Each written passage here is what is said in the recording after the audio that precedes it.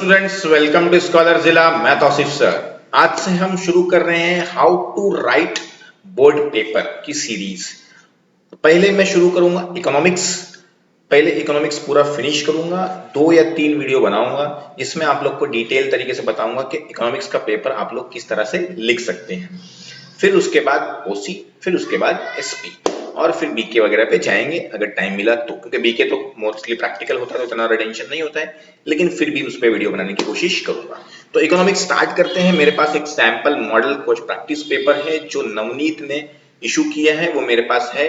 अगर आप लोगों को चाहिए तो मैं डिस्क्रिप्शन में लिंक दे दूंगा, आप लोग वहां से उसको डाउनलोड कर सकते हैं। आप लोग को अगर सीखना है तो, मतलब वो उसकी प्रैक्टिस करना है तो। लेकिन प्रैक्टिस करने का मतलब ये नहीं कि सेम क्वेश्चन देख के खाली आप लोग रटते बैठो। प्रैक्टिस करने का मतलब ये होता है कि आप लोग सारे जितने मैंने बताया था कि लेसन्स पढ़ लिए, उसके बाद इसको निकालो और फिर पढ़ते बैठो। हाँ, ये मॉडल पेपर का खाली प्रॉब्लम ये है जो इसमें दिया, इसने अपने पेपर में कंसिडर नहीं किया है रिड्यूस सिलेबस को। तो ऐसा क्वेश्चन भी आ सकता है जो रिड्यूस सिलेबस का होगा, इसमें हो सकता है, क्योंकि ये लोग को बुक हर साल प्रिंट करना है तो ये लोग इतना चेंजेस नहीं करते उसमें, ताकि मतलब अगले साल वापस चेंजेस करना पड़ेगा, नया प्रिंट करना पड़ेगा, इसलिए। तो ये एक ड्रॉबैक ये पेपर का हो सकता है आप लोग के लिए, ठीक है ना। हाँ, मैंने जो खाली ओसी का पेपर बनाया था आप लोग को, वो रिड्यूस सिलेबस के हिसाब से बनाया था और बाकी का सब्जेक्ट का बना नहीं पाया क्योंकि मेरे प्रैक्टिकल्स और बहुत सारे मेरे पर्सनल्स काम थे तो उसके से। लेकिन कोशिश करूंगा कि आगे बना सकूं, देखते हैं, ट्राई करेंगे, ठीक है। तो चलिए स्टार्ट करते हैं, टाइम वेस्ट नहीं करते हैं। सब में पहले जो आप लोग को क्वेश्चन आएगा आज, जो मैं आप लोग को क्वेश्चन नंबर 1 और क्वेश्चन नंबर 2 उसको एक्सप्लेन करने वाला हूं। क्वेश्चन नंबर 1 में आप लोग के ऑब्जेक्टिव्स होते हैं, ऑब्जेक्टिव्स कैसे लिखना है वो समझाऊंगा। फिर उसके बाद क्वेश्चन नंबर 2 में आप लोग को identify and explain the concept और डिस्टिंग्विश कैसे लिखना है, कितने पॉइंट्स लिखना है, क्या एक्सप्लेनेशन लिखना है, वो सब डिटेल में बताऊंगा, ठीक है। तो वीडियो पे बने रहें, एंड तक देखें, हर एक बात को खाली सुने नहीं, बुक निकाल के नोट डाउन कर लें। वापस बोल रहा हूं, क्या कर लें, नोट डाउन लिख लो कि क्वेश्चन नंबर 1 ए ऑब्जेक्टिव कैसा लिखना है, तो नोट डाउन कर लोगे तो क्या होगा, जब आप लोग को वापस वीडियो देखने की जरूरत नहीं पड़ेगी या बार बार दिमाग में नहीं रहेगा, तो आप लोग ऐसी मेन पॉइंट लिख देखोगे तो आप लोग खुद याद रहेगा कि हाँ ये एक्सप्लेनेशन सर ने मतलब इसको ऐसा बताए थे, तो खुद याद है। तो नोट डाउन करने की आदत बनाया करो, मेन टॉपिक्स को, मेन पॉइंट्स को, ठीक है। तो चलिए पहले आप लोग का क्वेश्चन नंबर ए में अल्टरनेटिव्स दिया, मतलब मल्टीपल चॉइस क्वेश्चन बोल सकते हो जिसको, वो दिया हुआ है।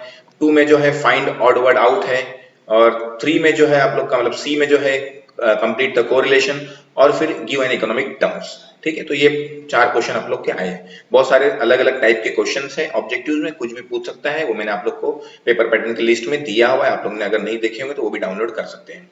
फिर उसके बाद आता है आप लोग का क्वेश्चन नंबर 2 के अंदर 2 पार्ट हैं, जैसे क्वेश्चन नंबर 1 में 4 पार्ट थे, क्वेश्चन नंबर 2 में कितने पार्ट है, 2 पार्ट है। Identify and explain the concept, ठीक है ना। फिर उसके बाद हम लोग का दूसरा आएगा आप लोग का डिस्टिंग्विश बिटवीन, तो वो भी 3 आएंगे, आप लोग को 5 आएंगे, उसमें से कोई 3 ही करना है 6 मार्क्स के लिए, और डिस्टिंग्विश भी आप लोग के 5 आएंगे, उसमें से कोई करना है आप लोग को 3 ही करना है, वो भी 6 मार्क्स के, ठीक है ना। तो क्वेश्चन नंबर 1 20 मार्क्स का है, क्वेश्चन नंबर 2 12 मार्क्स का है, दोनों मिला के होता है 32 मार्क्स, मतलब आप लोग का 40% से ज्यादा का, 40% के करीब का पेपर, ठीक है। तो चलिए अब हम लोग स्टार्ट करते हैं। पहले आप लोग देख लीजिए नीचे, आप लोग को मैं आता हूं डायरेक्टली पेपर खत्म होने के बाद एंड में। तो देखिए आप लोग का ये क्वेश्चन नंबर 1 है, आप लोग को मल्टीपल चॉइस क्वेश्चन आया है, तो देखो आप लोग को क्वेश्चन नंबर 1 ए आपने यहाँ पे बोर्ड का पेपर आप लोग का सैंपल तरीके से बताया हुआ है, लाइन कैसे खींच के, ऐसे ही आप लोग को प्रेजेंटेशन करना है। हाँ, बहुत लोग क्या करते हैं, गलती करते हैं कि यहाँ पे ये कॉर्नर में आके ये बहुत बड़ी लाइन खींच देते हैं, यहाँ पे ऐसे ऐसे मोटी सी एकदम लाइन खींचते हैं, सॉरी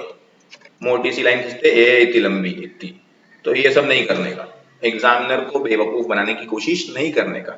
हाँ, आप लोग को बहुत अच्छा प्रेजेंटेशन करना है तो एकदम बारीक सी लाइन खींच सकते हो, इतनी बारीक सी। प्रेजेंटेशन अच्छा दिखाना है थोड़ा बहुत, तो वैसे तो ऑलरेडी वो बना होता है, बहुत अच्छा दिखता है, ये उतना कोडिंग की जरूरत नहीं, टाइम क्यों वेस्ट करने का। हाँ, अगर पहले पेपर मिल गया बहुत पहले, मतलब ना आंतरिक आपको पहले जाके, तो आप लोग बना के रख लो, लेकिन वो मोटी सी लाइन मत बनाना, पतली सी लाइन बनाना। हाँ, एग्जामिनर को बेवकूफ मत बनाना, वो आप लोग को पढ़ा चुका है और 20-25 साल से पढ़ाते रहते हैं, तो बहुत अच्छे अच्छे एग्जामिनर्स रहते हैं, उनको सब पता होता है, ठीक है। तो चलिए, तो आप लोग का 1 ए आप लोग ने क्वेश्चन नंबर 1 लिखे, क्या लिखेंगे उसमें आंसर लिखेंगे, 1 2 3 4 लाइन छोड़ के अच्छे से मस्त एक्सप्लेन कर लिख देना जो जो आप लोग के आंसर से, बराबर ना। तो क्वेश्चन आप लोग के ऊपर थे, यहाँ पे क्या है आप लोग के आंसर से, ऐसा कोई टेंशन लेने की जरूरत नहीं है। क्वेश्चन क्या था देखो, थोड़ा बहुत पढ़ लेते हैं हम लोग, अगर पढ़ना है तो आप लोग को। पहला क्वेश्चन था आप लोग का, in law of diminishing marginal utility Alfred Marshall assume that marginal utility of money, marginal money of क्या होती है हम लोग की, हम लोग की मार्जिनल क्या रहती है, कांस्टेंट रहती है, बराबर ना, क्योंकि पैसे की मार्जिनलिटी कम होती नहीं है। तो उसने ऐसा अज्यूम किया था, तो वही वहां पे उसने आंसर लिखा है रिमेन्स कांस्टेंट। तो ऐसा आप लोग को आंसर लिखते जाने का है परफेक्टली। जो भी आंसर्स थे आप लोग के लिख लिया आपने। हर एक आंसर के आप लोग को कितने मार्क्स मिलेंगे, 1 मार्क्स मिलेंगे। राइट, स्पेलिंग मिस्टेक मत करना गलती से इसके अंदर, हाँ, ये तो मार्क्स कट जाएंगे। चलिए आगे आते हैं।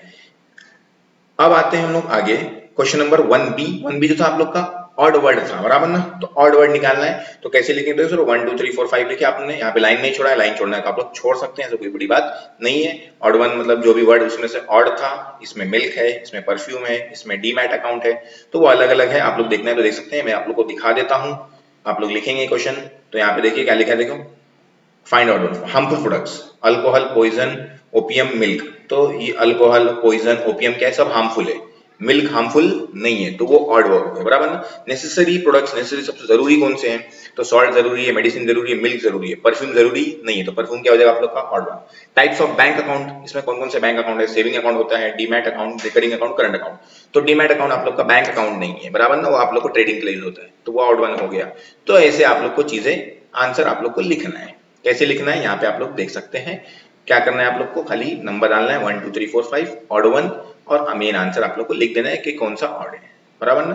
तो वही आप लोग को उसका मार्क्स मिल जाएगा, एक एक एक टोटल 5 मार्क्स मिलेंगे आप लोग को। फिर क्वेश्चन नंबर 1C पे आएंगे हम लोग। 1C जो है आप लोग का था, आप लोग का क्या था, अगर आप लोग एक मिनट, हाँ 1C आप लोग का क्वेश्चन जो था वो था एक्सप्लेन द इकोनॉमिक टर्म्स, बराबर, याद है मुझे।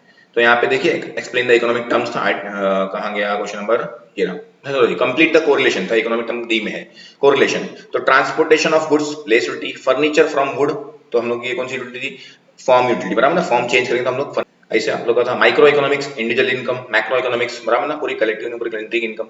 तो ये सब चीजें हम लोग को पढ़ना है, नेशनल इनकम। तो ये सब चीजें हम लोग को यहाँ पे आंसर में लिखना है। कैसे लिखना है देखो, यहाँ पे लिखा उसने, बराबर ना, बॉक्स बना के लिखा, क्यों, क्योंकि ये कोरिलेशन वाला था, उधर बॉक्स दिया हुआ था तो बॉक्स बनाया उसने, ठीक है। तो ये आप लोग के पांच मार्क्स मिल जाएंगे, सबके सिंगल सिंगल आप लोग को लिखना है।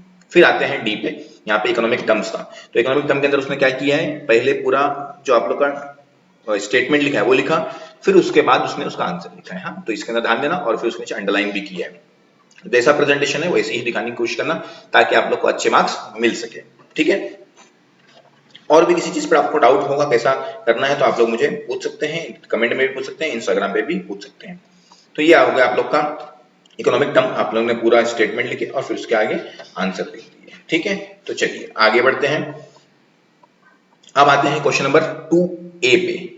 2A पे जब आप आओगे तो आप लोग का जो आंसर है क्वेश्चन नंबर 2A के अंदर, क्वेश्चन क्या है, identify and explain the concept, बराबर ना, क्या है, identify and explain the concept. देखिए हम लोग क्वेश्चन पे आते हैं, क्वेश्चन आप लोग का यहाँ पे है identify and explain the concept. यहाँ पे आप लोग को दिखेगा, देखो identify and explain the concept from the given illustration.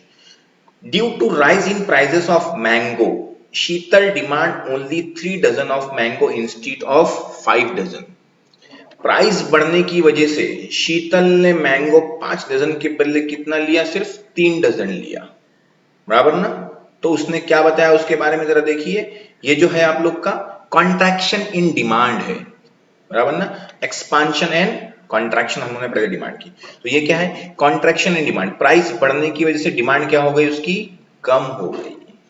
तो ये एक्सप्लेनेशन फिर आप लोग को एक्सप्लेन करना पड़ेगा कि कॉन्ट्रैक्शन ऑफ डिमांड होता क्या है, बराबर ना। अदर फैक्टर उसके कांस्टेंट रहते हैं, बाकी जितने भी फैक्टर जो प्राइस को डिमांड को असर करते हैं, बाकी प्राइस को चेंज होने की वजह से अगर डिमांड चेंज होती है तो हम लोग क्या बोलते हैं उसको, कॉन्ट्रैक्शन इन डिमांड, एक्सपांशन और कॉन्ट्रैक्शन, बराबर ना। एक्सपांड मतलब डिमांड बढ़ना, कॉन्ट्रैक्शन और डिमांड क्या होना, कम होना, किसकी वजह से, प्राइस की वजह से।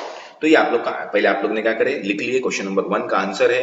ए लिखे, ए मतलब उसके अंदर लिखे कि दो पार्ट है ना, आप लोग को आइडेंटिफाई करना है फिर एक्सप्लेनेशन है। तो ए में लिखे आप लोग ने आइडेंटिफाइड कॉन्सेप्ट, क्या लिखेंगे, आइडेंटिफाई नहीं, आइडेंटिफाइड मतलब आप लोग ने आइडेंटिफाई कर चुके, क्या आइडेंटिफाई करे कि वो क्या है, कॉन्ट्रैक्शन इन डिमांड। फिर नीचे बी में लिखोगे एक्सप्लेनेशन ऑफ कॉन्सेप्ट, कॉन्सेप्ट आप लोग क्या कर रहे हो, एक्सप्लेन कर रहे हो कि आप लोग other factor remaining concept of fall in demand due to rise in price is called as contraction in demand. तो ये हो गया आप लोग का पार्ट, ठीक है ना। तो ऐसे ही आप लोग को सब चीजें आइडेंटिफाई करने के लिए पहले वापस याद रखना, आइडेंटिटी पहले में क्वेश्चन नंबर लिखोगे आइडेंटिफाइड कॉन्सेप्ट, कौन सा कॉन्सेप्ट आप लोग आइडेंटिफाई करें वो लिखने का है। यहाँ पे देखो लिखा हुआ है क्लियरली, बराबर है। तो वो आप लोग को लिखना है negative income elasticity of demand, फिर उसके बाद उसका क्या लिखना है आप लोग को, एक्सप्लेनेशन लिखना है। ठीक है, जिस तरह से इसने बताया है उस तरह से आप लोग लिखना है आप लोग को। क्लियर है? तो ऐसे देखो यहाँ पे थर्ड और फिर फोर्थ और फिफ्थ आप लोग को सब नहीं लिखना है, 5 में से सिर्फ कितने लिखना है, 3 लिखना है। ठीक है, आप लोग को आइडेंटिफाई करने का 1 मार्क्स मिलेगा, और ये जो एक्सप्लेनेशन आप लिखोगे इतना बड़ा, इसका कितना मार्क्स मिलेगा, 1 मार्क्स। ठीक है ना? तो दोनों मिला के कितने हो जाएंगे, 2 मार्क्स, बराबर है। तो 2 मार्क्स आप लोग को मिल जाएंगे। क्लियर है? तो 2 2 2 6 3 क्वेश्चन, पांचों लिख दोगे तो चलेगा, जो राइट रहेगा आप लोग को वो कंसिडर करेंगे वो लोग, लेकिन आप लोग की राइटिंग स्पीड फास्ट होगी तो ही ऑप्शन अटेम्प्ट करने की कोशिश करना, नहीं तो मालूम पड़ा ये जो क्या बोलते हैं ऑप्शनल है वो अटेम्प्ट करने के चक्कर में जो आता रहेगा वो छूट जाएगा। तो राइटिंग फास्ट है, प्रैक्टिस करना। एग्जाम के सैंपल पेपर मैं दे रहा हूँ, आप लोग इसको देख के प्रैक्टिस करना, पहले पहले पढ़ लो फिर प्रैक्टिस करो, तो समझ में आएगा कि आप लोग का 3 घंटे में पेपर होता है कि नहीं होता है। टाइम टेबल के ऊपर भी वीडियो बना दिया मैंने, कैसे आप लोग अटेंड करें। क्वेश्चन नंबर 2 जो है आप लोग का बी, वो है डिस्टिंग्विश बिटवीन, वो भी 6 मार्क्स का है।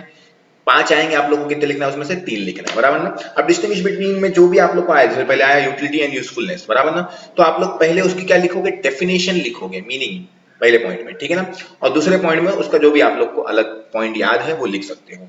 लेकिन यहाँ पे सिर्फ 2 ही पॉइंट लिखा है, मैं आप लोग को रिकमेंड करूंगा कि आप लोग 3 पॉइंट लिखिए। 2 मार्क्स के कितने पॉइंट लिखिए, 3 पॉइंट। हाँ, बड़े बड़े पॉइंट हैं, ज्यादा डिटेल में है तो आप लोग 2 ही लिखिए, लेकिन अगर पॉइंट छोटे हैं तो आप लोग कितने पॉइंट लिखिए, 3 पॉइंट लिखिए, मीनिंग और फिर 2 एक्स्ट्रा पॉइंट, मीनिंग जरूर लिखना। ठीक है ना, वापस रिपीट कर रहा हूँ, 2 के बदले कितने पॉइंट लिखोगे, 3 पॉइंट। ठीक है ना, 3 पॉइंट मतलब इसके अंदर जो एक्सप्लेनेशन है ये 1 2 और 3। ठीक है, तो 3 डिस्टिंग्विश आप लोग को अटेम्प्ट करना है। हाँ, अगर ज्यादा बड़े पॉइंट है 2 लिखे तो चल जाएगा। हाँ, ये भी याद रखना कि अगर कोई ग्राफ, अगर आप लोग को या डायग्राम बताया है इसके अंदर मीनिंग मतलब सॉरी डिस्टिंग्विश के अंदर, तो वो आप लोग जरूर बना देना एंड में। ठीक है ना, अब यहाँ पे शायद अगर होगा एग्जाम्पल तो मैं दिखाता हूँ आप लोग को, इसमें नहीं है, एक में भी। ठीक है ना, तो अगर ग्राफ जैसे आप लोग को क्या बोलते हैं रिलेटिवली इलास्टिक रिलेटिवली इनइलास्टिक के ऊपर पूछ लिया तो ग्राफ है उसके अंदर, बराबर ना, तो वो बना देना, तो क्या थोड़ा अच्छा लगेगा आप लोग को, मतलब एग्जामिनर को, और आप लोग को मार्क्स ज्यादा देगा वो। ठीक है ना, तो याद रखना कि आप लोग इसके अंदर कितने पॉइंट लिखोगे, 2 मार्क्स के लिए 3 पॉइंट। ज्यादा बड़े हैं जैसे बड़े बड़े एक्सप्लेनेशन थे इसके, तो ऐसा 2 लिखो तो भी चल जाएगा, लेकिन बेटर साइड के लिए, सेफर साइड के लिए आप लोग कितने लिखिए, 3 लिखिए। ऑप्शन अटेम्प्ट करने की कोशिश मत करना अगर आपकी राइटिंग स्लो है तो, नहीं तो मान लो ऑप्शन अटेम्प्ट करने के चक्कर में जो आता रहेगा वो छूट जाएगा। ठीक है ना, हाँ, आपकी राइटिंग फास्ट है, आपको पता है कि आप पूरा पेपर अटेम्प्ट कर लोगे लिखने के बाद भी, तो आप लोग अटेम्प्ट करना। देखिए यहाँ पे इसने कैसा किया है, क्वेश्चन नंबर 2 भी यहाँ पे लिखा उसने, बराबर ना, नया क्वेश्चन नए पेज पे स्टार्ट किया, वहां पे वैसे भी जगह खत्म हो गई थी, लाइन बताया उसने, बीच में क्या लिखा, मीनिंग। बहुत लोग क्या करते हैं, मीनिंग यहाँ लिखते हैं, तो यहाँ लिखना है तो आप लोग बीच में सेंटर में लिखना है तो सेंटर में लिख सकते हो, मतलब यहाँ पे लिखो मीनिंग सेंटर में, बराबर ना, तो भी चलेगा, मतलब ये सेंटर में लिखोगे ना मीनिंग यहाँ पे तो भी चलेगा ऐसा। ठीक है, तो जैसा आपकी मर्जी है, तो इस तरह से आप लोग अपना प्रेजेंटेशन कर सकते हो और पेपर लिख सकते हो। तो ये हो गया हम लोग का distinguish between question number 1 and question number 2। अगले वीडियो में हम लोग आगे के पार्ट देखेंगे कि कितना आप लोग को पॉइंट लिखना चाहिए और कितना टाइम लगना चाहिए। हाँ, ये भी ध्यान देना आप लोग को। वापस बोलता हूं मैं कि अगर आप लोग टाइम आप लोग को पता नहीं है तो आप याद रखो कि ऑब्जेक्टिव्स के लिए आप लोग को 1 मिनट, ऑब्जेक्टिव्स के लिए कितना बनाऊंगा, एक क्वेश्चन के लिए 1 मिनट, और जो आप लोग के ये बाकी क्वेश्चन है सबके लिए आप लोग, जैसे ये 2 मार्क्स का है तो आप लोग इसको 4 मिनट बोल सकते हो या 5 मिनट ले सकते हो। किसके लिए, डिस्टिंग्विश के लिए। आइडेंटिफाई एक्सप्लेन के लिए 4 मिनट बहुत है, मतलब इसके लिए 4 मिनट बहुत है। ठीक है ना, हाँ, इसका टाइम आप लोग जैसे अभी समझो एग्जांपल, अभी आप लोग वापस बता देता हूं मैं। हाँ, ऑब्जेक्टिव्स के लिए आप लोग को 20 मिनट देना है। चलो मैं वो भी लिख देता हूं आप लोग के लिए ताकि आप लोग को आइडिया हो जाए टाइम कि कितना टाइम आप लोग को देना है। 20 मिनट देना है ऑब्जेक्टिव्स के लिए, बराबर है ना। कितने मिनट देना है, 20 मिनट्स ऑब्जेक्टिव्स के लिए। और अगर आप लोग क्वेश्चन नंबर 2A आएंगे तो इसमें 3 ही क्वेश्चन अटेम्प्ट करना है, तो आप लोग को मालूम होना चाहिए कि आप लोग को कितने मिनट देना चाहिए, आप लोग को सिर्फ यहाँ पे 12 मिनट्स। ठीक है ना, कितने मिनट देना आप लोग को यहाँ पे, 12 मिनट्स। एक क्वेश्चन के लिए 4 मिनट खाली, एक क्वेश्चन के लिए कितने मिनट, 4 मिनट, तो 12 मिनट्स दोगे आप लोग तो आप लोग को ये क्लियर हो जाएगा। क्वेश्चन नंबर 2A 12 मिनट, तो हो गया आप लोग का 32 मिनट्स। 32 मिनट्स के बाद आप लोग अगर आओगे तो डिस्टिंग्विश आएगा आप लोग का। डिस्टिंग्विश के लिए थोड़ा टाइम ज्यादा लगता है, तो आप लोग एक के लिए 5 मिनट लिख सकते हो, टोटल मतलब 15 मिनट में आप लोग के डिस्टिंग्विश लिख के हो जाना चाहिए। 3 डिस्टिंग्विश लिख के कितने मिनट में, 15 मिनट्स में। हाँ, 15 मिनट्स में, याद रखना तो आप लोग का हो गया यहाँ पे समझो 15 और 20 35 और ये 12, तो हो गया 47, लगभग 47-45 मिनट्स में आप लोग का 32 मार्क्स हो जाएगा। ठीक है, बाकी के लिए थोड़ा टाइम ज्यादा लगेगा तो आप लोग यूज कर सकते हो, अगर बाद में आप लोग को मैं बताऊंगा कैसे कैसे आप लोग को लिखना है। ठीक है, तो ये हो गया आप लोग का कुछ तरीका लिखने का, फॉलो करना, अभी से प्रैक्टिस स्टार्ट कर दो ताकि आप लोग की राइटिंग क्या हो जाए, फास्ट हो जाए। वीडियो देखने के लिए बहुत बहुत शुक्रिया, मिलते हैं अगले वीडियो में कुछ और टिप्स लेके। अच्छे से पढ़ते रहो, अच्छे से मेहनत करते रहो, मुझे अभी भी स्टार्ट नहीं करो तो अभी भी कर लो।